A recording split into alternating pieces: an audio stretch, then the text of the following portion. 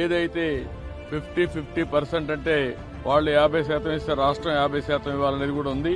దాన్ని కూడా ఏం చేయాలని కూడా ఆలోచించమన్నాను. ఏదేమైనా రాష్ట్రంలో ఉండే రైతులకు న్యాయం చేయాల్సిన బాధ్యత ఉంది.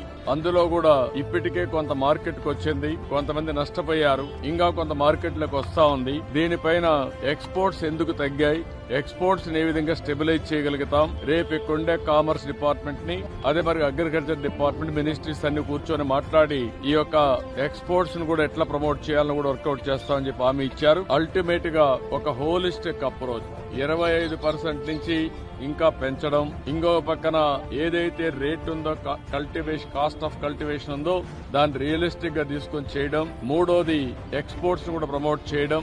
వీలైతే రాష్ట్ర ప్రభుత్వానికి ఇబ్బందులు ఉన్నాయి, తప్పదనుకున్నప్పుడు ఏం చేయాలో మేము కూడా వర్కౌట్ చేస్తాం. కానీ రైతులను ఆదుకోవడం అతి ముఖ్యమైన ఉద్దేశం, అది చేయాల్సి కోరాను. రేపే మినిస్టర్ గారు వస్తానే ఫస్ట్ మీటింగ్ పెట్టుకుని అన్ని విధాలు ఆదుకోవడానికి ముందుకు వస్తానని కూడా హామీ ఇచ్చారు. ఎల్లుండి నేను కూడా ట్రేడర్స్ తో అదే మరిగా మార్కెట్ కమిటీ వ్యవస్థ అందరితో మాట్లాడి దీనికి కారణాలేంటి, ఏ విధంగా స్టెబిలైజ్ చేయాలి, ఏ విధంగా రైతులను ఆదుకోవాలని ఆదుకోవడం కోసం అన్ని ప్రయత్నాలు చేస్తున్నాం.